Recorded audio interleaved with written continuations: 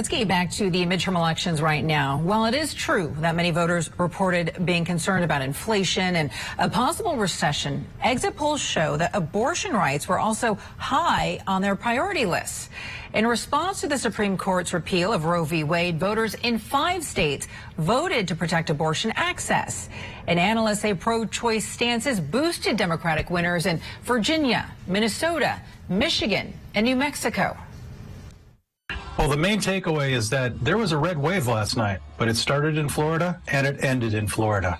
That's really all we got. And the other main takeaway is that you got to look at the Gen Z voters. They gave Joe Biden the White House in 2020, and they came out and they voted for Democrats this time again. They were highly animated by the issue of abortion, and that really flew under the radar of a lot of the polls that were out there. Luciana Lopez is the deputy managing editor for politics at USA Today, and she joins us now live to discuss all of this. It's great to see you, Luciana. Thank you so much for stopping by. Thanks for having me on. Of course. So we've been talking about this all morning. How big of a role do you think abortion rights played in this midterm elections? Is this what stopped that red wave?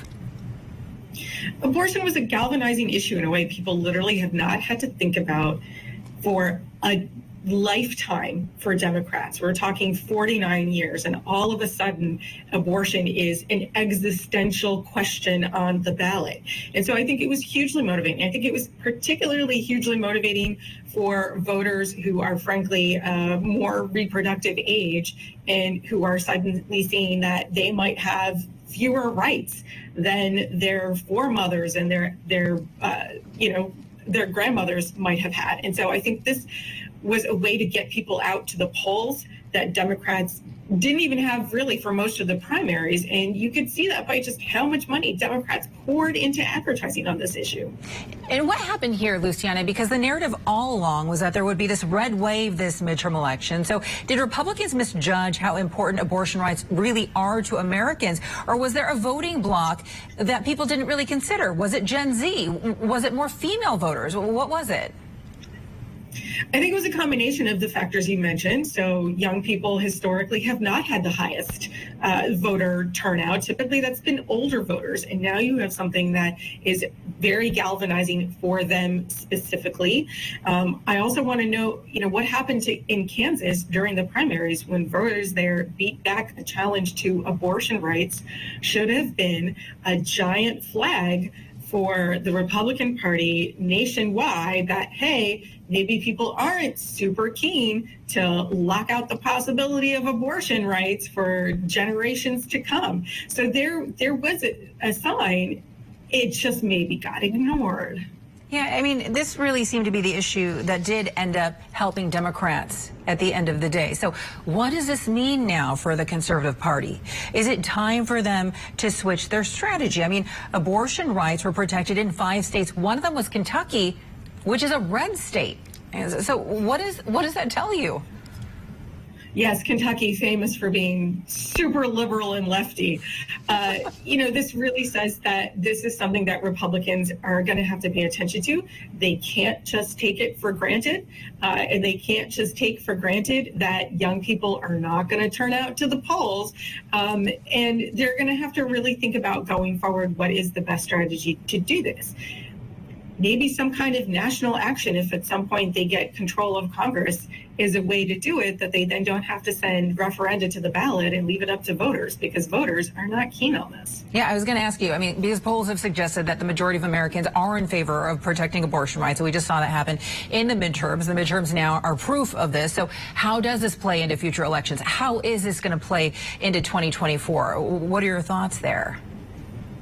Well, it's going to play even sooner than 2024 because Georgia's going to a runoff. And politically in the United States right now, all roads seem to be leading to Georgia.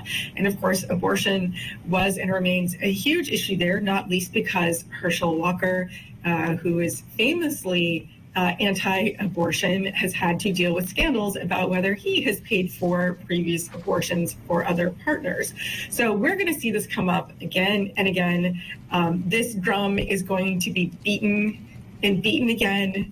and then beaten some more and taken out of the closet and beaten a little bit more. So this is definitely not going away. Yeah, it's not going away anytime soon. But it's funny because you think about things for a moment. You think, how did we get here in the first place? How did abortion become a partisan issue? Well, if you look at the history of Roe v. Wade and exceptions to it, it is actually pretty fascinating how it has become a partisan issue in a way that it wasn't at first.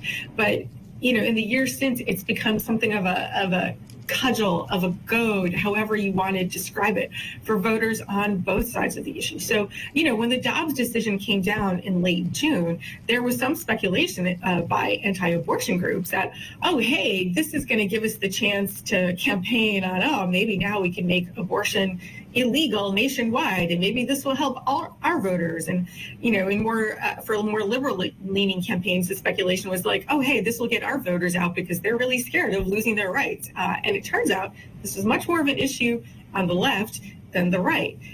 Now, the wild card in all of this, again, is what happens nationally. Who gets control of Congress? What happens? What happens to legal challenges? Because this Supreme Court is not particularly friendly to abortion rights, as we saw in the Dobbs decision. So there is a lot of road left for this to run out, and a lot of twists and turns along the way. Yeah, you're right. I mean, we had, the midterm elections, I think Tuesday. We are nowhere near over. This has gone from election day to election week to month. Election season really is what it is. Give me your top three takeaways. What do you make of the midterm elections so far? Number one, I think we are still a very divided nation. I mean, no one party or even sort of overriding principle was a knockout anywhere. And I think that is very significant. Takeaway number two, this was a lot better for Democrats than people thought it was going to be. And historically speaking, for a president in power, this was a lot better. And so this gives Biden a lot more possibility not only to get things done, but it really buoys him as the head of his party. And conversely, takeaway number three, I don't think this was a great showing for Trump and Trump-like candidates. I mean, Democrats flipped Pennsylvania, for example, where Trump put his chips in on Dr. Oz, and it didn't pay off. And Democrats flipping that seat was hugely significant because it takes a little bit of pressure off them in other places. It gives them a little more possibility, and it puts the squeeze on Republicans a little bit more. So, divided country, good night for Biden. You could see he was happy yesterday. Maybe not great for Trump. And I just want to say I'm looking forward to the election season greeting cards. I like it. So before I let you go, because we're running out of time, all right, give me 15 seconds on this. Who gets control of the House and who gets control of the Senate? Ooh, that's really tough. Right now, I think Republicans have an advantage in the House. I think it is looking a little cheerier for them on that front, is how I would phrase it. In terms of the Senate, I'm not gonna put my bets on either side, because I mean, really, like all roads are going through Georgia right now. Herschel Walker is not the strongest candidate, and yet here we are headed to a runoff, all heading down to Atlanta, talking to folks at the diner, trying to get their points of view. All right. Well, that vote takes place December 6th, so we'll be talking to you December 7th. Mark your calendar. That sounds great. Looking forward to it. All right. Luciana Lopez from USA Today, thank you so much for your time and your insight. As always, good to see you. So to come on Newsy Live, Rush.